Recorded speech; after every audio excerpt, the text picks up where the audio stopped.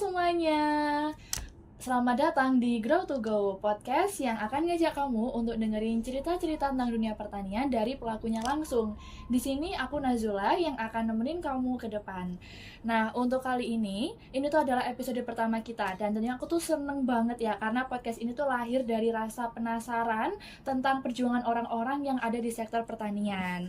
Dan di episode pertama ini tentunya aku nggak sendirian, tapi ditemani dengan narasumber spesial yang terlibat langsung dalam distribusi hasil pertanian lewat usaha bernama Tanik Market.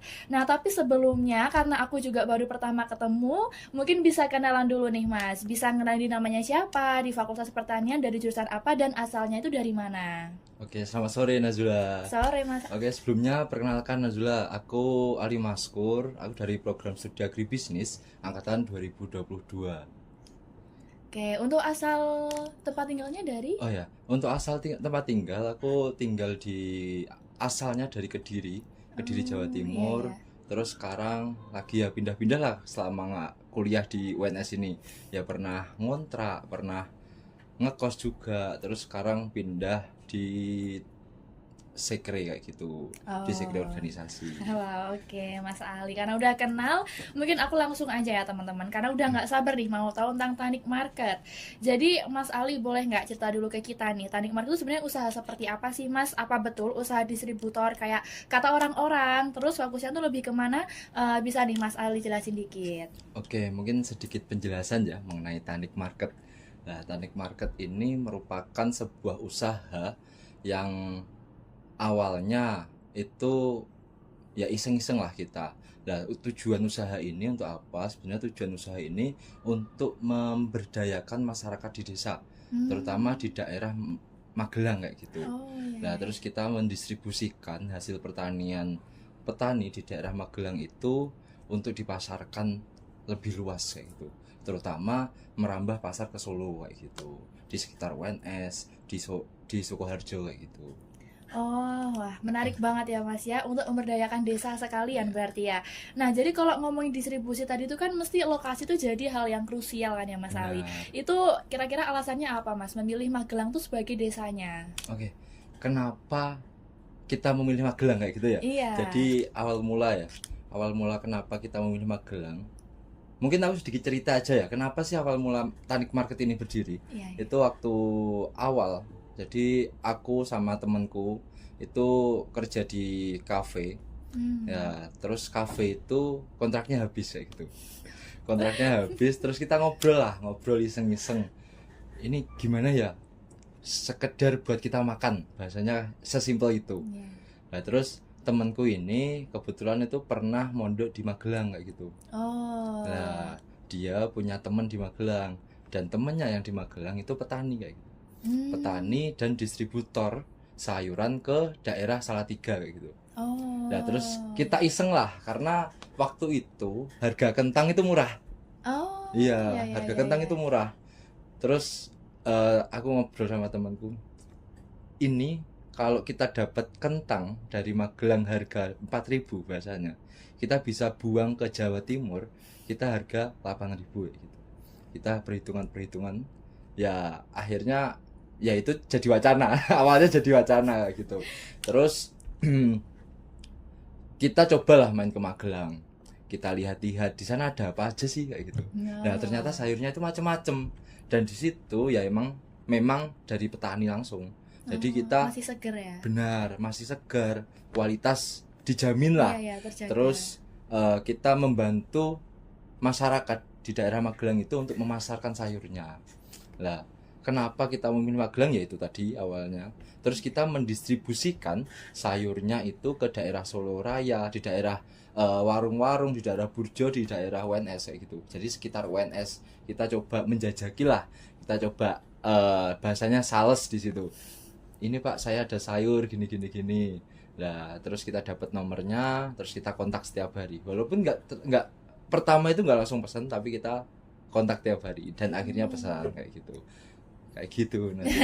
Wah, seru banget ya. Itu berarti kayak bareng-bareng gitu kah Mas Ali atau bagaimana? Gimana? Berarti itu teman-teman sama teman-teman? Iya, sama teman-teman. Nah, awalnya itu kita berdua aja, tetapi kita digandeng atau kita kolaborasi dengan namanya Iotanik kalau pernah tahu. Oh, Iotanik iya, itu iya. kalau di Pertamuda itu pernah mendapatkan pendanaan 100 juta. Nah, Wah, kita dibantu di apa namanya dikucuri dana dari Iotanik itu untuk mendistribusikan sayur lebih banyak kayak gitu Nazula. wah, oke. Kalau Mas Ali sendiri nih, perannya di Tanik Market itu lebih ke bagian apa, Mas? Lebih ke yang kayak ngambil sayurnya, atau mungkin lebih ke marketing pemasaran, atau manajerial keuangan, seperti itu? Ya mungkin karena basicku agribisnis ya Nazula. Jadi Iya. aku lebih suka itu marketing, lebih suka ke sales. Tetapi Hmm, karena kita ini fundamentalnya belum kuat, ya. ya kita backup apapun yang nggak ada. Oh, Contoh, seumpama si A ini nggak bisa ambil sayur, ya aku berangkat ambil sayur ke Magelang. oh, ya, ya, ya. Terus dari ambil sayur pulang ya langsung apa namanya milih sayur yang bagus buat didistribusikan. Nah itu nanti intinya bagi-bagi tugas terus lah, kita Iya, iya. gantian-gantian karena ya itu tadi kita fundamentalnya belum kuat kayak gitu Nabila. Kalau itu berarti itu teman-temannya Mas Ali itu kayak teman-teman kuliah atau gimana, Mas? Oh ya, untuk teman-teman itu teman kuliah. Oh, Jadi oh, ya, ya. mungkin ya itu kan tadi aku ceritakan mengenai awal mulanya kita iseng obrolan setelah kafe itu tutup bahasanya. Terus kita yang ngobrol sama teman-teman, akhirnya kita memutuskan untuk ngontrak bareng. Nah, Oh, ngontrak iya, iya. bareng yaitu kita akhirnya cobalah kita berbisnis bareng di situ kayak gitu. Ya teman-teman kuliah lah, teman-teman bahasanya teman-teman cerita di situ. Iya ya, makanya saling backup ya Mas ya, cepet juga Benar. ya saling nge-backupnya. Oke. Nah, kira-kira nih, tapi nggak mungkin ya dalam perjalanan usaha ini tuh mesti kadang tuh ada tantangan kan ya Mas Ali. Ya. Nah, itu bisa diceritain nggak Mas apa aja kira-kira tantangan yang terjadi selama di Tanik Market gitu? Aduh, tantangan ya ini. Ya mungkin karena kita masih mahasiswa, tantangannya pasti bagi waktu Nazila. Manajemen Nah, ya. waktu.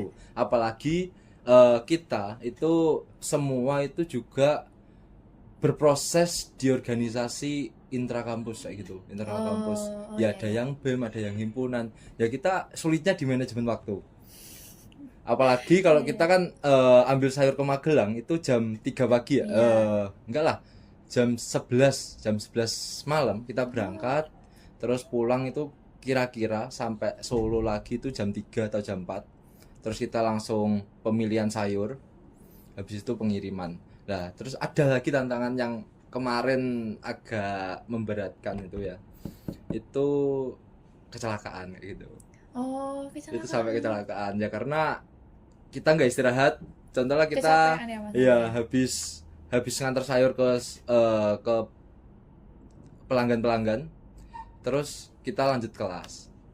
Ya Oh, kan nggak makanya mungkin ya ya, kita ninggalin iya kelas kan iya karena iya kita iya. kewajiban utama di kampus, Ya tujuan sebagai kita mahasiswa utama ya. sebagai mahasiswa kan ya belajar. Iya Nggak iya. mungkin kita meninggalkan lah. Terus itu kecapean. Terus selain itu mungkin ini ya pesan buat teman-teman yang nanti mau berbisnis itu kalau masih awal fundamentalnya belum kuat, jangan sampai menerima tawaran tempo, pembayaran tempo.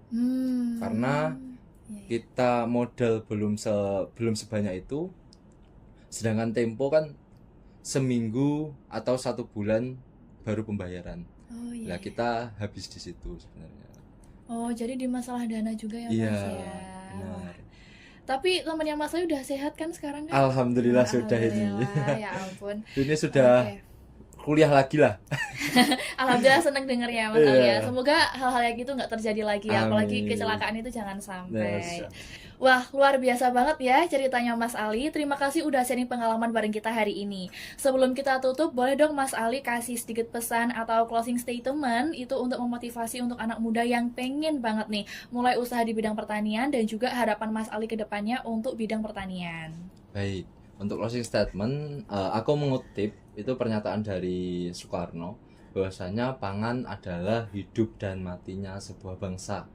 Harapanku teman-teman yang berproses, yang lagi belajar, yang lagi menitih pendidikan di Fakultas Pertanian, kalian harus bangga karena pertanian harga dirinya sebesar itu emang kayak gitu. Terus mengenai motivasi buat teman-teman, marhain atau rakyat tertindas itu berharap di kalian. Kalian harus memperjuangkan hak-hak marhainis itu tadi. Kalian harus semangat, kalian harus menjadi marhainisme. Karena apa? Karena marhainisme di sini merupakan orang-orang yang berjuang untuk memerdekakan, untuk memberikan kesempatan untuk menghilangkan penindasan yang ada di dunia pertanian kayak gitu. Terus mengenai apa yang terakhir? Harapannya untuk di dunia pertanian, harapannya kalian harus membuat inovasi baru kayak gitu. Karena apa? Karena kita tahu sendiri lah, di Indonesia itu pertaniannya sudah sangat tertinggal. Kalau kita ngomongin teknologi ya, di luar negeri itu teknologinya udah semasif itu. Udah maju banget ya. Sedangkan di Indonesia apa? Masih konvensional mungkin ya. Dan belum bisa dipraktekkan lebih tepatnya kayak gitu. Iya. Mungkin itu aja sih Nazula untuk closing statementnya. Oke, Mas Ali, terima kasih ya Mas ya. Tadi closing statementnya bagus banget ya teman-teman ya. Kita tuh dunia pertanian itu nggak cuma sekedar nanam di sawah ya Mas ya, tapi juga bisa berdampak ke rakyat-rakyat juga nih. Oke, jadi terima kasih banyak Mas Ali atas waktunya. Semoga Tanic Market itu makin sukses dan juga bisa jadi inspirasi buat teman-teman semua. Nah, dan buat kamu yang udah dengerin sampai akhir, terima kasih banget. Jangan lupa ya, kalau misalnya di balik sayur yang kita makan hari ini tuh ada cerita perjuangan dari orang-orang yang harus kita hargain selalu. Oke, sampai ketemu di episode selanjutnya hanya di Grow to Go. Bye semua. Bye.